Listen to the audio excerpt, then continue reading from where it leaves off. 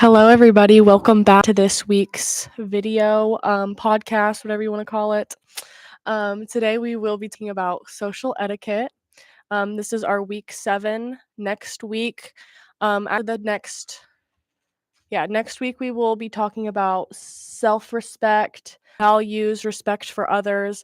That will be our next week's topic. So, this week, we're going to cover the social etiquette of how we want our kids to behave in public, how we want to behave in public, the social rules and polite behavior we should have as people. Um, and to kind of break the ice, I wanted to talk about etiquette confession. And what I mean by that is just like the simple things we do that I guess wouldn't be considered very polite. Um, One thing I could say I do is when I'm in public, sometimes I talk about the wrong topic very loud to where everyone can hear. And sometimes I get told, hey, you're being really loud about that. And it's embarrassing, but it needs to be said because I wasn't aware that I wasn't being, I guess, polite. In some sense, I guess I could say I do it on purpose or it's my personality, but in certain situations, I need to be more aware of how I'm speaking and what I'm speaking about. Um, is there anything that you can think of? The exact same thing. Talking too loudly. Yeah, I think like for me especially, I think also if there's something that's happening in my realm, I guess you could say, mhm. that I really disagree with that is like not okay. Like I will say something kind of loudly to like the person, like whoever I'm with. Yeah.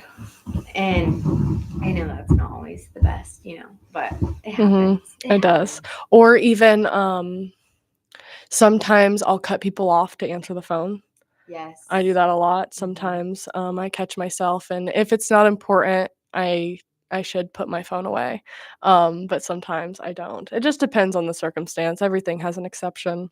Absolutely. Um, but to get into etiquette, what social etiquette is it basically all relates to respect. How you're respecting yourself, the place you're at, the people around you. Respect is a big thing when it comes to social etiquette. And it's not something we have to do because as humans, we're given free will. We don't live based off of determinism. Things aren't determined for us. We have free will to do whatever.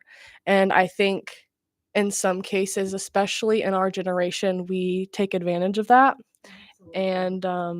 and not in the best ways either. And that's why I really want to talk about the social etiquette and actually go through how we need to be behaving in public because it is important. It reflects your character and it reflects who you are. And I know everyone, not everyone, but a lot of the time we get into that I don't care mindset.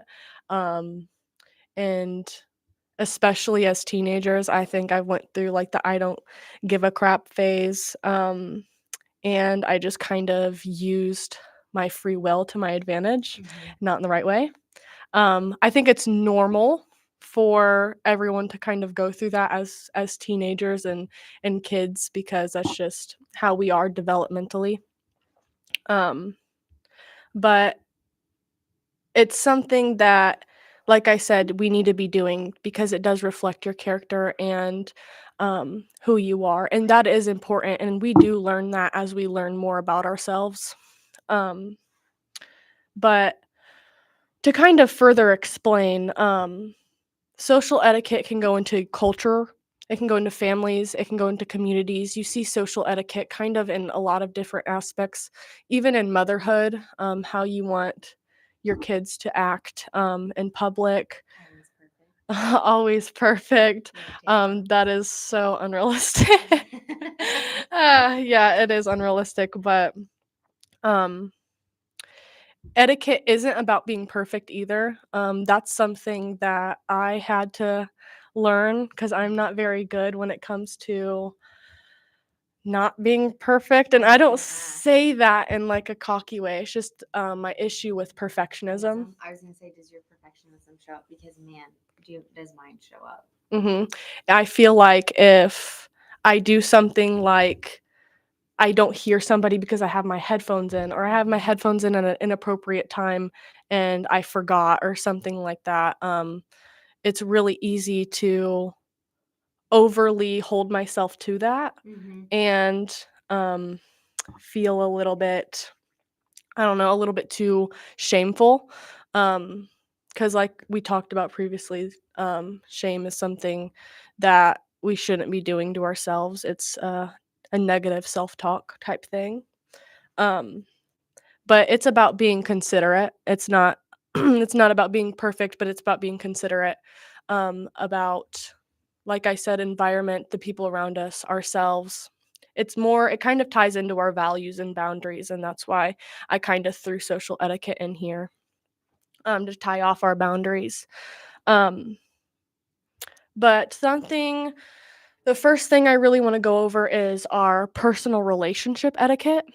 And that's kind of like when we are face to face with people and we are having a conversation, maybe, or we're at an event where there's a speaker. Um, Listening without interruption is important, but let me tell you, I am so not good at it. So quick to listen to respond. Yes, my brain has a million thoughts a minute while somebody's talking, Yeah. and I feel like I have to Throw 'em out. throw out that thought in the middle of them talking, but it is rude because sometimes that's not the importance of their topic or their conversation, and that's why it is important to stick it out and listen through what they have to say, because a lot of the time when I do, like, chime in the wrong time, I'm kind of filling in the words for them Mm-hmm. when they're trying to speak, and I think I know what they're talking about, so I try to fill in the words for them. Um, Sometimes I see that a lot, and like I said, I do it myself. It seems courteous because you're trying to help them, but it's rude and it does get frustrating because when that happens to me and no, that's not what I was gonna say, but you keep interrupting me and you're not letting me finish out what I have to say, it is frustrating. Mm-hmm. That's why we do need to look at things differently and not, just in our own perspective. It's important for our critical thinking as well. Um, Another thing, um, not everybody is comfortable with being touched or hugged or, um, Pictures of their kid being taken. pictures of the kid being taken. Yeah. That's a big Or one. being posted online as well. Like I know some people are like, yeah, grandma, you can take a picture of my kid. Whereas like other people are like, we're not posting anything of our kids online. Mhm. That's another thing with the boundaries, especially, um, as family members, especially if it's not your kid, it's Mhm. definitely a social etiquette thing to ask before you post photos. Most of the time, um, a photo being taken, for you to keep personally, like a photo of you and Absolutely. your nephew or whatever, relation you have to that kid is probably okay, but posting it to the internet is a completely different thing. It gets The internet gets really messy, and Mhm. we cannot it is so hard for our brains to calculate the amount of people on social media. Yeah. 'Cause we get so infatuated with numbers as well. Like, if we get 20 views, we think, "Oh, we just got 20 views," but that's 20 people. If That there you was may not 20 know. people in a room, that'd be a lot of people. If you had 20 people come up to you and give you compliments in one day, that's a lot. Yeah. And our brains kind of take advantage of that when it comes to, like, posting things because Mhm. we And see millions of numbers. absolutely. And also something else is like on certain platforms, you can't see who those 20 views are. So you Exactly. don't even really know if it is like in your network or on your friends Mhm. list or whatever. So that's like something else. Like it's 20 people out of like our entire world. Exactly. And even posting on, like, a private story is Mhm. still risky too. I can say I have a family story where only family's on that story where I post, my nieces and nephews, but even in that sense, where you're just posting it to those things, people can screenshot that and send it onwards. The people that's in my story are my family, and they're secure people that I see, um and so I think that's I give a little bit of leniency with that, and they do too, but we still need to be careful, especially if it's, "Oh, I'm just gonna send this to a group with my Mhm. friends on it," but there's somebody sitting next to that friend that seen that photo that you didn't wanna see. It's so easy. That's why social media is so messy when it comes to posting kids. Mhm. So definitely a social etiquette thing with that as well. Same thing, with, like I said, the physical touch part, like, I see a lot of girls, um, like, in a girl friendship, you see that they're really close, like, they're always Yes. hugging, they're always, touching each other, just being friendly, and they meet somebody new, and that person's not like that, they're more reserved, and they don't like physical touch, the way you and your other best friend do, and it can make somebody really uncomfortable, so just knowing, even simply just asking if that's something they're comfortable with is a way you can show social etiquette, but meeting somebody new and assuming that physical and emotional boundaries, um, are non-existent isn't something respectful and something we should be doing, and what I mean by emotional too is for example, I'm the kind of person, if I'm going to cry, I don't want anybody in my vicinity. Absolutely. Yeah. I need to get myself together. It's not that I'm trying to suppress my emotions or hide them or bottle them up. It's just I think I like to be really personal. I think my emotions are really personal and private, and I talk to people when I'm emotionally okay, when I'm emotionally available, I could say, is when I resolve an issue if I have one, just That's your safe because space. yeah, that's just how, I cope personally. So, because I do that, I know that if somebody is crying in the bathroom at school, I know to say, "Hey, are you okay?" And if they don't wanna talk about it, they don't wanna talk about it. Wonderful. Yeah. I always ask if they're okay though, because some people do need to talk about it. Mhm. Not everyone is the same as me, and not everyone needs space and time alone. Sometimes they need somebody to talk to right away. And that's something I talked about last week. And that's just another way of me being considerate. That's what I mean by the social etiquette. It's being considerate. Um, and even like in the mother aspect, going to somebody's Thanksgiving's coming up, so we're gonna be around a lot of family, A lot of um, kids. a lot of kids as well, and Maybe a lot of picky kids who eat. right, and social etiquette in that way would be, how what are my expectations I'm giving to my kid before we go to Thanksgiving? Um, or what manners do I expect my kid to use when we are going to Thanksgiving?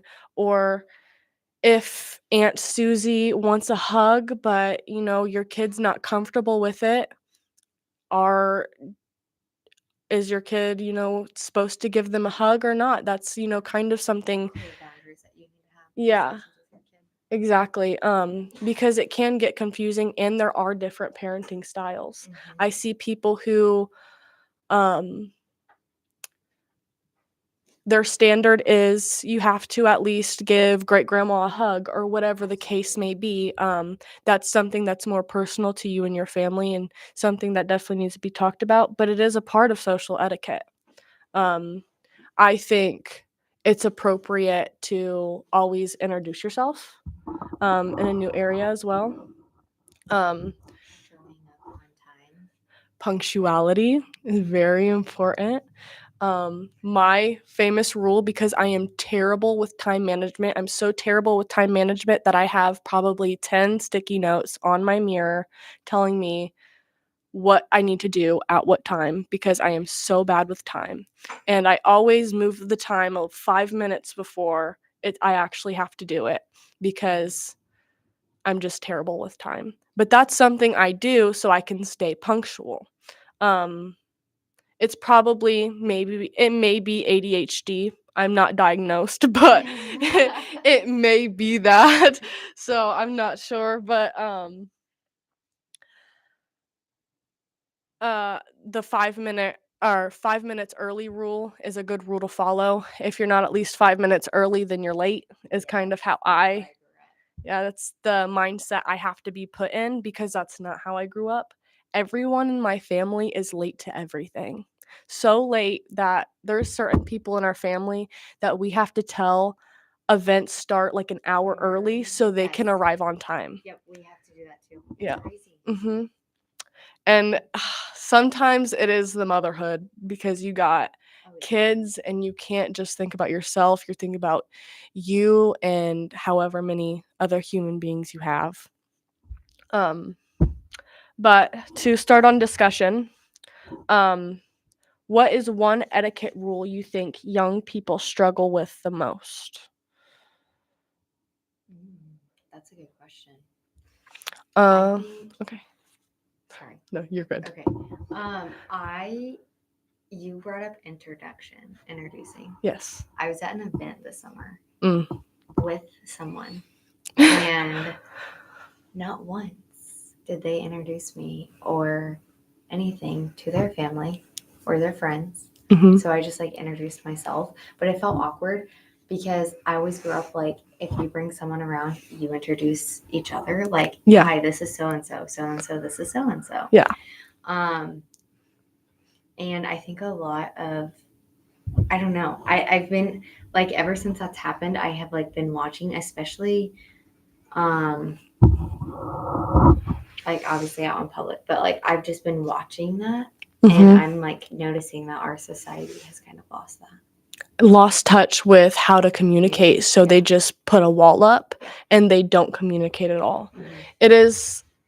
It's rude, especially when you are going into somebody's home and you haven't been there before.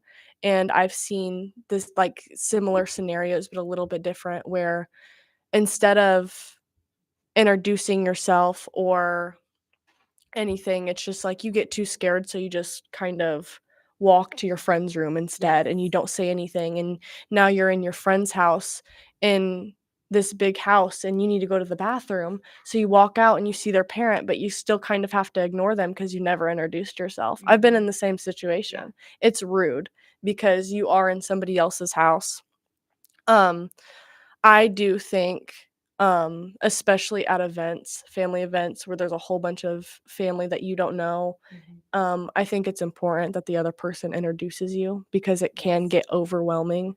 Absolutely. And that's just another way of you being considerate of your guest or somebody that's there. And then also like even in co-parenting, Mhm. relearning social etiquette with your co-parent. I don't know, like my co-parent, I don't know if he doesn't have social cues or if it's just a really hard thing. But you talked about like being in someone's house, like just walking into someone's house. Mhm. I mean, obviously he knew me, but it's just like that weird wall. You know what I'm saying? Mhm. Like, what is that fine line? Right. And you said he walked in. Oh, he'll just like Walk in. If my front door is unlocked, he's boom, right in. Right. Hey, I'm here. Okay. And I'm like, yeah, in some aspects it's like it's weird. We're not together. Right. Yeah. If you guys were together and maybe or even just like close friends, way. maybe. No way. But in that situation, no. That would be That's rude. that's not him being considerate. No, that's rude. It is rude. I don't know. I was always taught knock before you go in, even if you know Me them. too. Me Even if too. you know And them.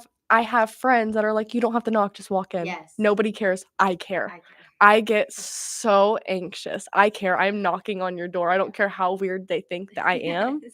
I'm knocking on your door or you're coming and grabbing me Yes. and we're coming inside because I'm not just walking in your house. Mhm. Especially if there's been like a friendship where I was friends with them and their family for 7 years and walking in their house I just felt like their daughter. So that was a Yeah. little different, but especially in like new friendships or, even family members, it's hard for me to just walk into their house Absolutely. because you don't know what's happening Oh, yeah. inside. You don't know the term "you don't know what people are doing in their own home" is real, and I see it all the time on, like, social media. Yeah. Um, okay. Switching up on formal events etiquette. I kind of touched a little bit of everywhere, but I wanna kind of go on to, like, our physical social etiquette, and that's with how we dress. If you are going to a funeral and you show up in booty shorts and a tank top and some heels, that is a great example of you not having any social etiquette. Because think about where you are. You are at a event that is technically formal. It is a funeral and you are honoring somebody who has passed away, a loved one. Um, and you show up in attire that's meant for the club. I am so for expressing who we are and our bodies, but especially with age, if you're a minor, you need to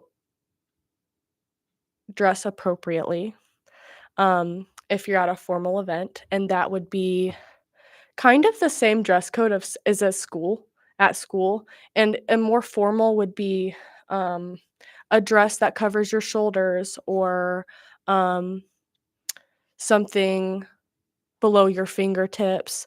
Like I said, kind of following a dress code that you would dress at school, but also knowing how to read a room. Mhm. I touched on that last week.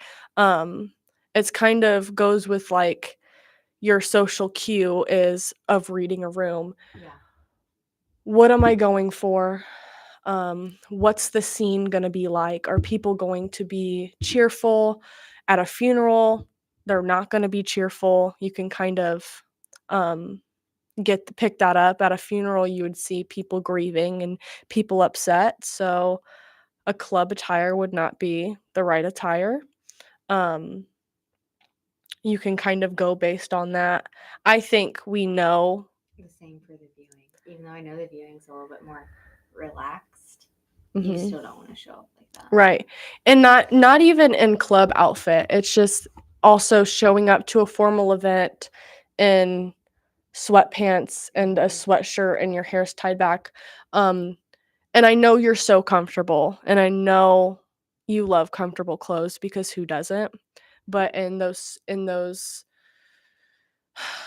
situations, we need to be dressing not more conservatively and not so cozy. Mhm. Yeah. There's a Um, time and place. there is definitely a time and place. Um, yeah. And what I a good example would be, I would say, regular jeans, no rips, and a t-shirt or a long sleeve t-shirt. That is a perfectly casual, outfit. To make it more formal, maybe a nice blouse top, but you could still probably get away with wearing, The um, the jeans. jeans. Definitely in today's. Definitely in today's more culture, it's okay to wear jeans. Usually anywhere that can be considered more formal or, more conservative. Even though there are some tight jeans, I think just reframing from the holes in the jeans would be something, of you showing social etiquette. Um, the introductions and politeness, like I said, if you're going to an event and you are meeting somebody, say introducing who you are, telling them it's nice to meet them. using your manners. It's one of my biggest pet peeves when people don't use their manners too. Yes. One other thing, I was going to circle back. Yep, you're fine. At the funeral or any event, Mhm. as moms, if your kid is crying, please remove them. I think that's like social etiquette. Mhm. There have been times that I've been in like a movie theater or even at a restaurant, and it's not that I want to like. It's not that the kid screaming is necessarily like, oh, you're a bad mom or whatever. But if it gets out of like, I feel like there's like a control point. Like if they're Mhm. like wailing tantrum, like get him out. No one wants to sit at a Mhm. dinner table in a restaurant listening to a kid cry while they're trying to have a conversation. Right. And that would be like the parent being considerate. Whether that's taking your kids to the bathroom or taking them outside to take a breath. Clearly your kid's overwhelmed, in whatever sense it may be, and maybe getting away from the crowd is a good idea anyway. And even like if we're listening to somebody speak, we're at a speaking event, whether it's at a rally or whatever you want to say, maybe at a school speaking event, and your kids maybe being too crazy and running around and maybe knocking things over, and people are turning their heads, and it is embarrassing, and I understand that, but I feel like what we do afterwards, how we take accountability as parents for that, is what shows through the most. Absolutely. So, like you said, removing yourself and your kid from the situation for a second and maybe retrying 5 minutes later would be considerate and would be a part of our social etiquette. Another discussion question is, what's one small behavior that makes somebody seem respectful when you first meet them? That you can think of. One small behavior you said Mm-hmm. when you first meet them. Yes. If I need to go first, I will. If you're like, I don't know, something that I've like, if I'm going to like meet a new mom or something for coffee, I always make sure to thank her because like for her time. Yeah. Just because like our time is so valuable and so slim. So I think just like even just using your basic manners, please and thank you. Yeah. Yeah, that's something I've recently just like had happen. So I make sure to thank her. Yeah, it's kind of head turning these days when I hear somebody say thank you. Yeah. Because I think as people we almost feel entitled to some things when we shouldn't. Like if we were sitting at a restaurant and your waiter gives you your food and you think not saying thank you is appropriate because that's their job anyway, that is so disrespectful. Because yes, it is their job, and at the end of the day, they are going to get paid and they will get tips from that day. But when you're using your manners, it's not just for the other person, it's for yourself. That's the main part. That's why I use my manners is to respect the people I'm talking to, but also show them that I respect myself enough to use my manners. That it reflects your character, it reflects everything about you. And that's why I definitely agree when it comes to the manners thing. If I were to answer that, what I put down was when people introduce themselves, because like I said, I see a lot where somebody is coming to meet me or whatever the case may be, and they're just blank stare looking at me, or even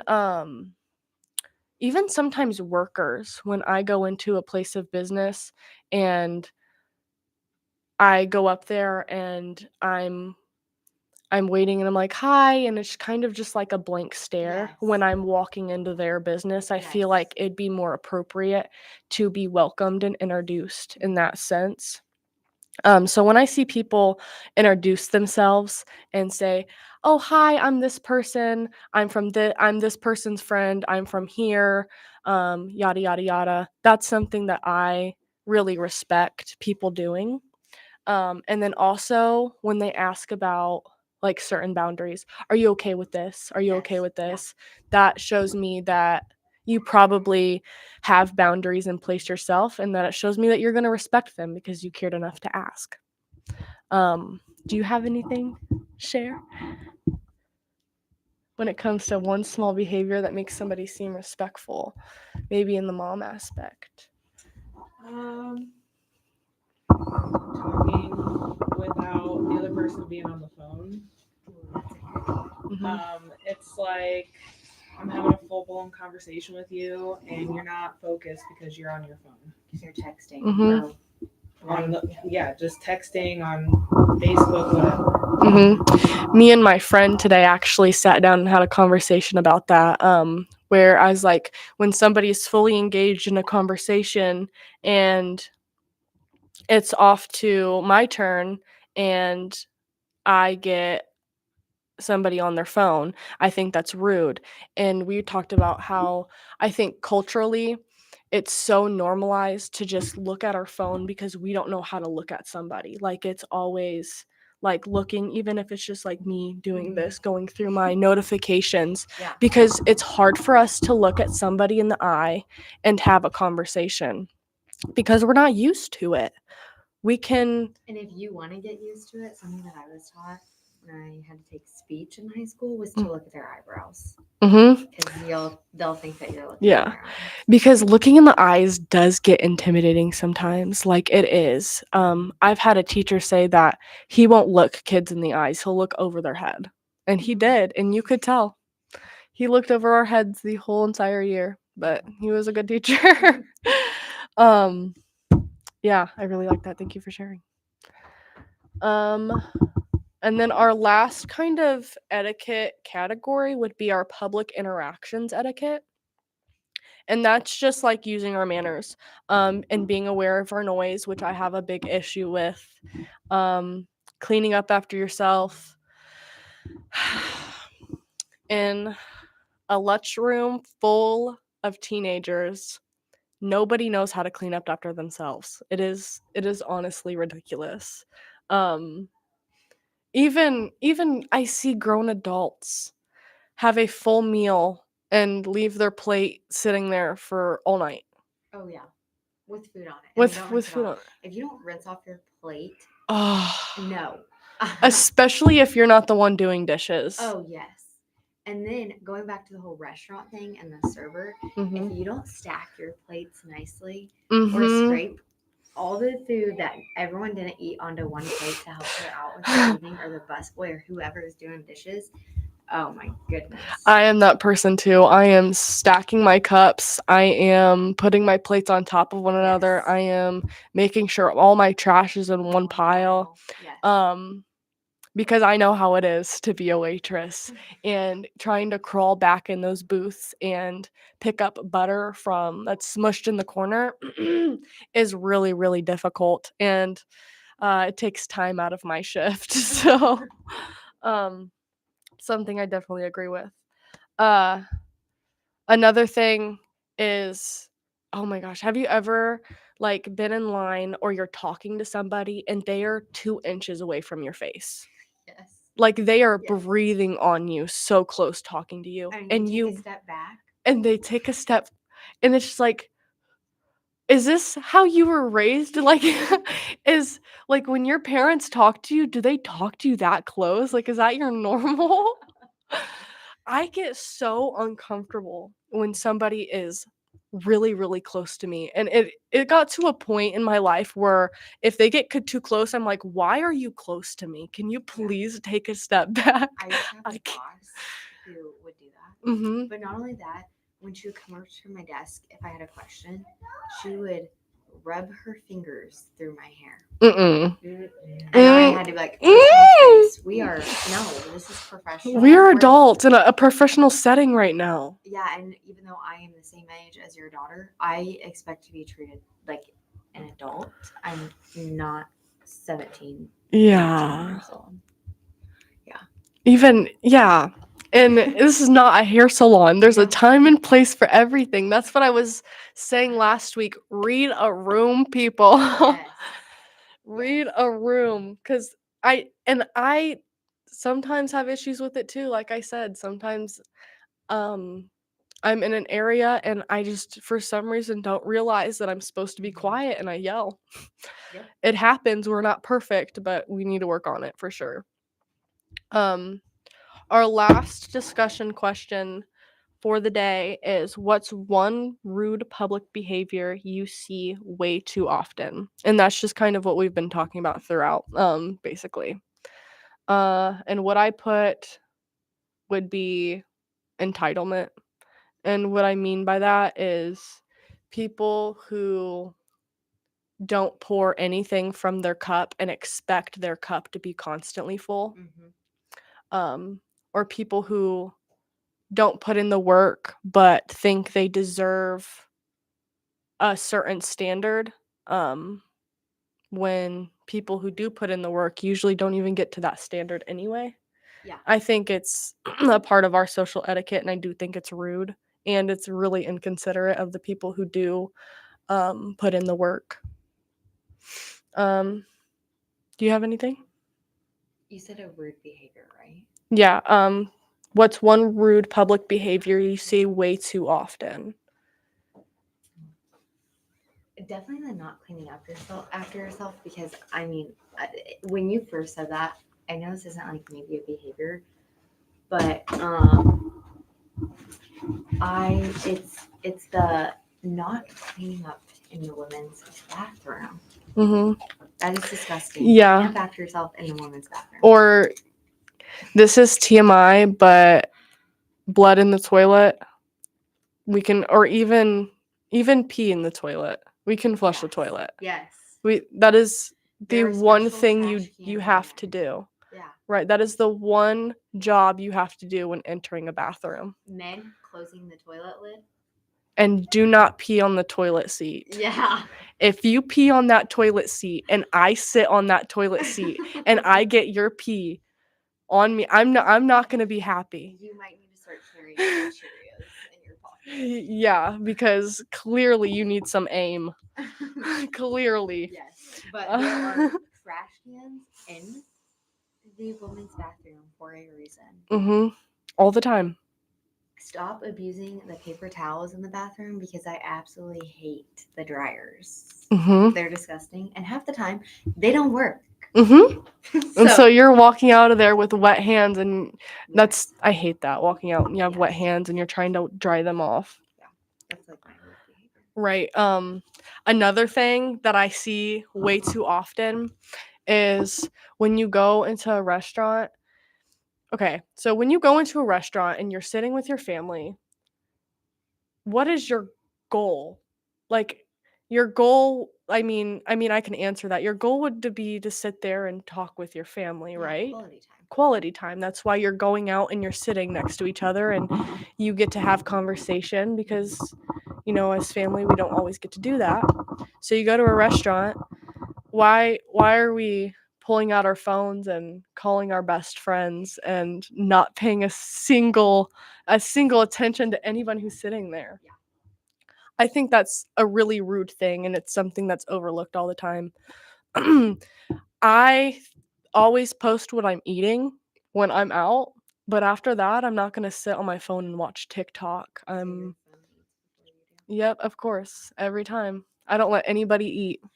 Going back to phone etiquette real fast, I don't know if this is still a thing, or if it's a culture thing, Mm-hmm. because my best friend is from Guatemala, Ooh. and she does not care if it is 11:30 or 2 a.m. in the morning. I will be getting a phone call about who knows what. Phone etiquette. Do we call people past 9 o'clock these days?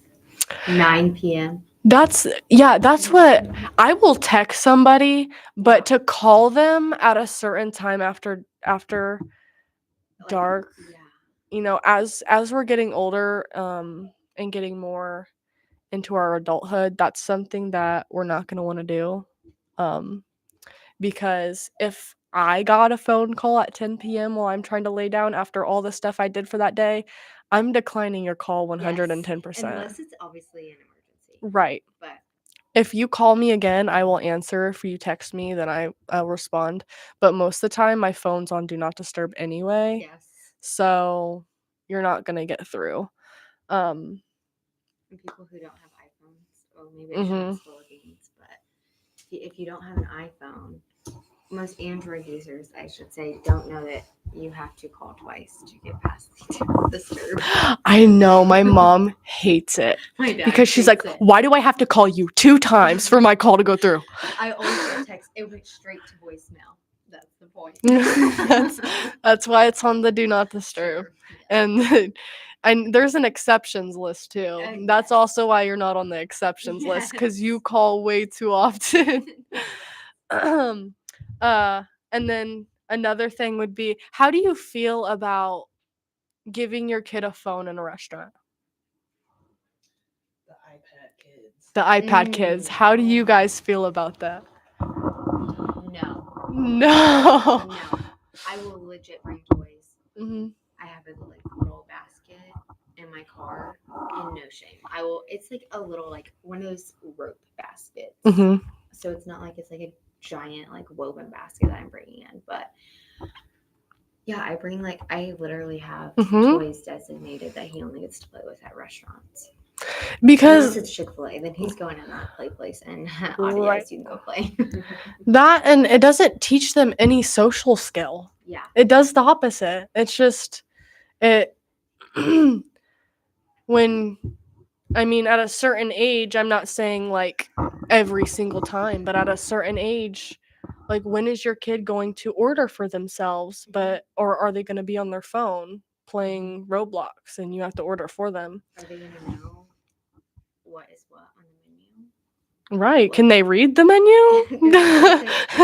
Are they even in tune enough to know what their favorites are at the restaurant? Right. Those are important things, especially at a young age, because I see people give kids phones so early on. Like, and it is to, in all honesty, babysit them, Yes. because you know that you have to work through those skills every time you sit out at a restaurant and learn social etiquette, because as kids they are going to scream and they will cry and they will probably throw something on the floor at one point because they're kids.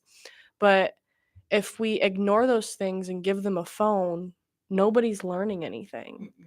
So when they get older, are they going to start throwing things on the floor because they're not on a phone? Right. Those things go on in life, and we can't expect our kids to know those things when they're older if you don't teach them when they're younger. Mm-hmm. That's a lot. I see a lot. Even in my own mom, it's like some of the things that she thought that she did a good job at teaching, I wasn't really directly taught. Mm-hmm. So it was You just more of an expected to know. assumption because she knew. And in some areas that it works out that way. Absolutely. And I'm not dissing on my mom. I'm just I love my mom. But as parents we do that sometimes. Absolutely. It just happens all the time, We assume or we expect something of our kid, but it was never directly taught to our kid. Mm-hmm. But that's just the last thing I wanted to add. And then since we've gone on for 40 minutes about social etiquette, which I think it was very necessary, I have one closing thought. I do a biblical thought. So I wanted to kind of compare social etiquette. It is the golden rule lived out loud. Treat people how you want to be treated. Everything I said is ways you can be considerate of others the way that you would want them to be considerate of you. If you dropped all of your books on the floor, would you want your friends to sit there and laugh and stare and watch you pick that up? Or would you want somebody to help you pick it up and tell you it's okay? Those are the kind of things I mean. Being considerate of others so they'll be considerate of you. Jesus said in Matthew 7:12, do unto others as you would have done, or do unto others as you would have them do unto you. That's just the golden rule.